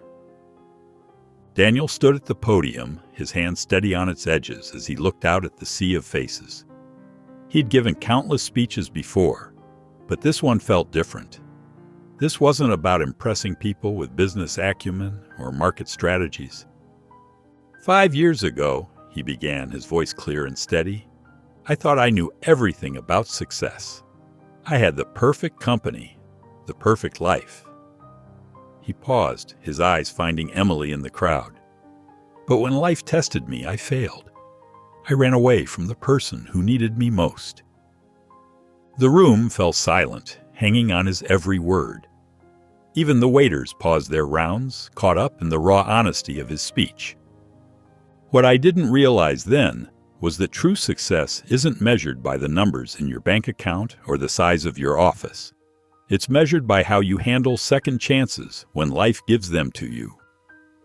In the audience, Emily noticed several familiar faces, investors who had previously turned Daniel down. They leaned forward in their seats, their expressions thoughtful and engaged. The children here at Hope Haven Orphan Center understand something that took me years to learn. Resilience isn't about never falling. It's about getting back up. Every single day, these kids choose hope over despair, love over fear. Daniel's voice grew stronger as he continued. That's why I'm not just here to ask for your donations. I'm here to ask for your belief in second chances. Because sometimes, the people who seem the most broken are the ones who can build something beautiful from the pieces.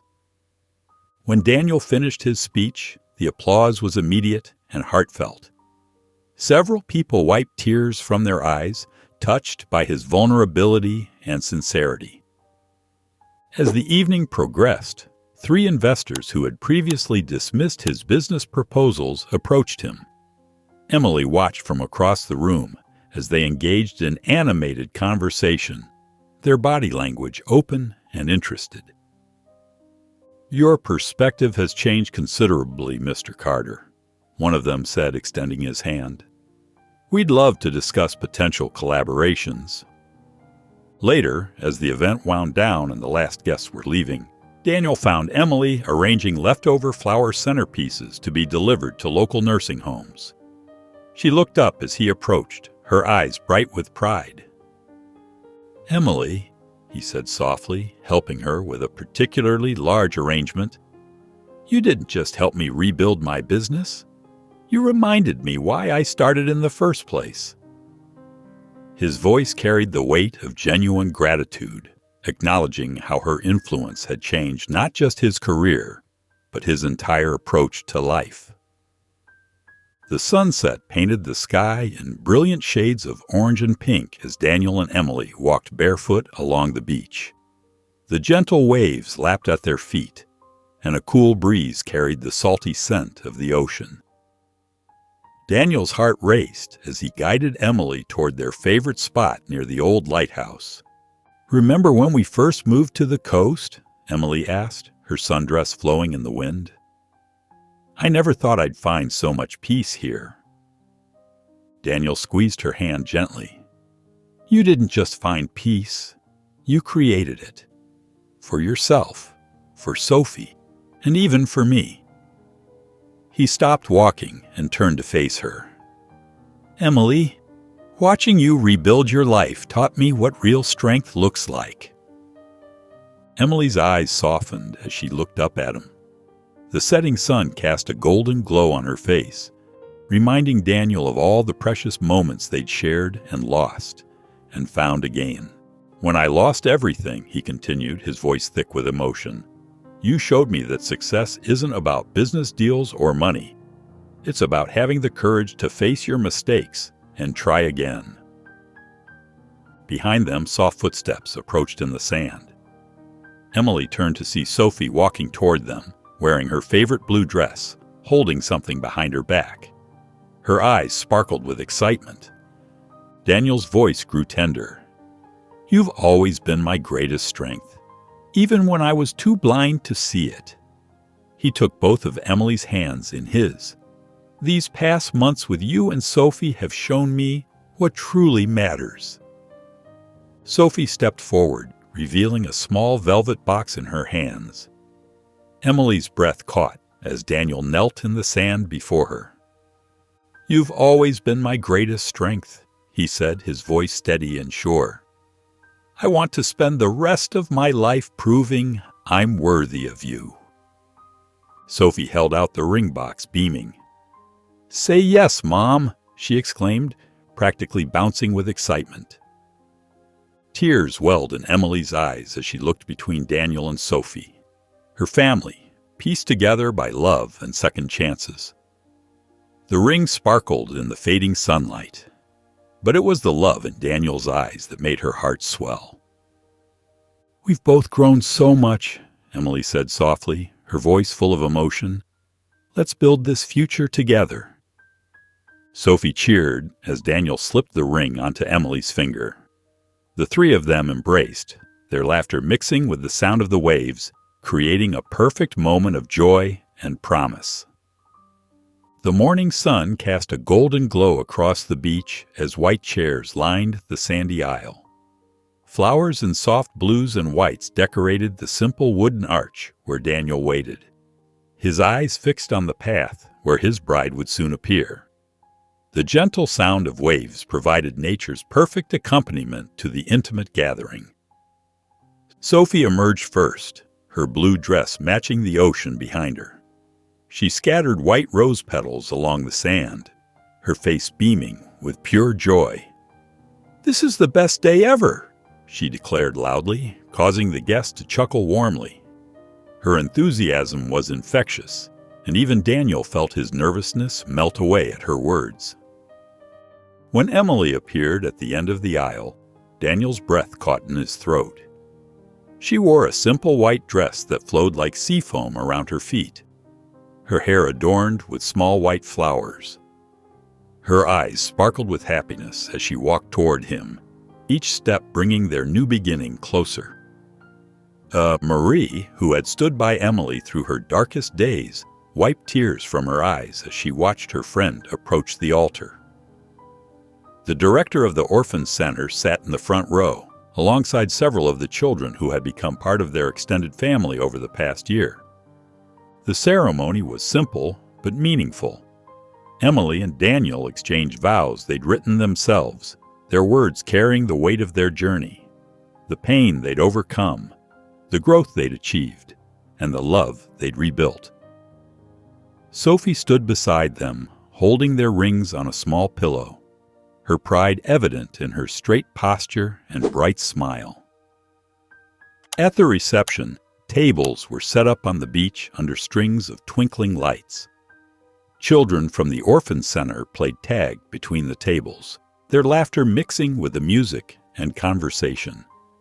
The casual, joyful atmosphere perfectly reflected the couple's desire for an authentic celebration of their love and their community. Marie raised her glass for a toast, her voice carrying across the gathering. "I've watched Emily fight through the hardest battles with grace and courage," she said. "And I've seen Daniel learn what it truly means to love and support someone. Together, they've shown us that second chances are possible when we open our hearts to growth and forgiveness." Sophie surprised everyone by asking for the microphone after Marie's speech. "I used to wish on stars for a family," she said, her young voice clear and confident. "Now I have the best mom and dad ever. They teach me that love means never giving up on each other." As the sun began to set, casting long shadows across the sand, the band started playing a slow song. Daniel led Emily to the makeshift dance floor, pulling her close as they began their first dance as husband and wife. The golden light of sunset wrapped around them like a warm embrace. "Thank you for believing in me," Daniel whispered, his voice thick with emotion as they swayed to the music. Emily looked up at him, her eyes filled with love and understanding. "You believed in yourself, too," she replied softly. Around them, their guests watched with misty eyes, witnessing not just a wedding dance, but the culmination of a journey that had tested them both and made their love stronger. Sophie watched from her seat beside Marie, her head resting on her friend's shoulder, a contented smile on her face as she saw her parents dance in the fading sunlight. Daniel stood at the podium in his company's newly renovated conference room, addressing a group of investors and employees. The space buzzed with energy as he shared the quarterly results, which exceeded everyone's expectations. Charts displayed on the screen behind him showed steady growth, but what truly captured attention was the way he spoke about their achievements. "Our success isn't just about numbers," Daniel explained, his voice carrying the warmth of genuine conviction. "It's about building relationships and making a real difference in people's lives." He gestured to a slide showing their recent community initiatives, pride evident in his expression. Emily sat in the front row, watching her husband with quiet pride. She remembered the broken man who had lost everything and marveled at his transformation. The way he carried himself now spoke of confidence tempered by humility, a far cry from his former arrogance. During a break in the presentation, clients approached Daniel to discuss new partnerships. Their enthusiasm wasn't just about profit margins, they were drawn to his authentic leadership style. One longtime client remarked, "There's something different about you, Carter. The way you do business now, it has heart." At the company's annual appreciation dinner, Daniel took the stage again. The ballroom was filled with employees, partners, and their families. Looking at Emily, he smiled warmly before addressing the crowd. "My wife taught me that true success comes from the heart," he said, his voice thick with emotion. "She showed me that vulnerability isn't weakness, it's strength. Everything we've achieved here started when I learned that lesson." The company's new direction became clear as Daniel unveiled their community outreach program. The centerpiece was a partnership with the orphan center where Sophie had once lived. They would provide educational resources, mentorship programs, and financial support to help children transition into loving homes. Sophie, sitting beside Emily, beamed with pride as her father described the initiative. The little girl who had once been uncertain about Daniel now watched him with complete adoration. She grabbed Emily's hand and whispered, "Dad's helping other kids like me." Emily squeezed her daughter's hand, remembering their own journey. The Orphan Center partnership wasn't just another business venture. It was personal. Daniel had taken their family story and turned it into an opportunity to help others. As the event concluded, Daniel joined his family at their table. The success of his business meant something different now. It wasn't about proving his worth or chasing status. Instead, it had become a vehicle for creating positive change, strengthening the bonds that mattered most. Emily stood at the podium, her emerald dress catching the light as she accepted the Resilience in Literature Award. The grand ballroom of the Metropolitan Arts Center buzzed with energy, filled with fellow writers, critics, and literature enthusiasts, but her eyes found Daniel and Sophie in the front row. Daniel beamed with pride, his hands clasped tightly in his lap, while Sophie bounced excitedly in her seat, her dark curls bobbing with each movement, the silver butterfly clip Emily had given her that morning glinting under the chandeliers. Next to Sophie sat 4-year-old Lucas, their newly adopted son, who tried his best to stay still but couldn't help fidgeting with his bow tie. His small fingers kept tugging at the unfamiliar fabric around his neck.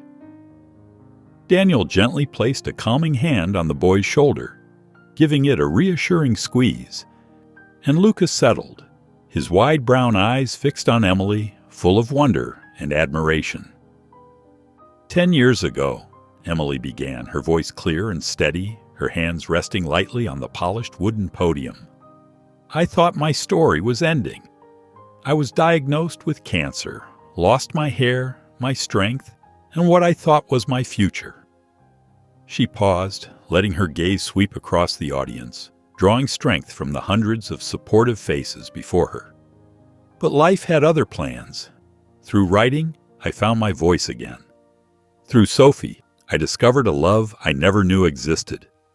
Through forgiveness, I rebuilt what was broken, piece by precious piece. The ballroom lights softened her features as she spoke, her voice wavering with emotion. This journey taught me that strength means rising and growing after each fall, dancing in the rain instead of waiting for sunshine. She traced the award's surface. This honor belongs to everyone who's faced darkness yet persevered, to every heart brave enough to love again. The family retreated to their cherished beach after the ceremony, trading formality for familiar comfort. The sunset splashed orange and pink across the sky as waves whispered against the shore.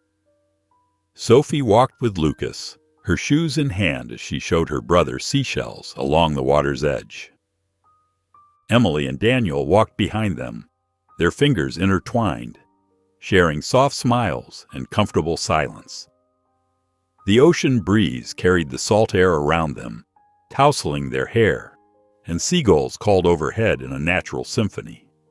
Lucas squealed with delight as a small wave caught his feet, making Sophie laugh, the sound carrying across the beach like music.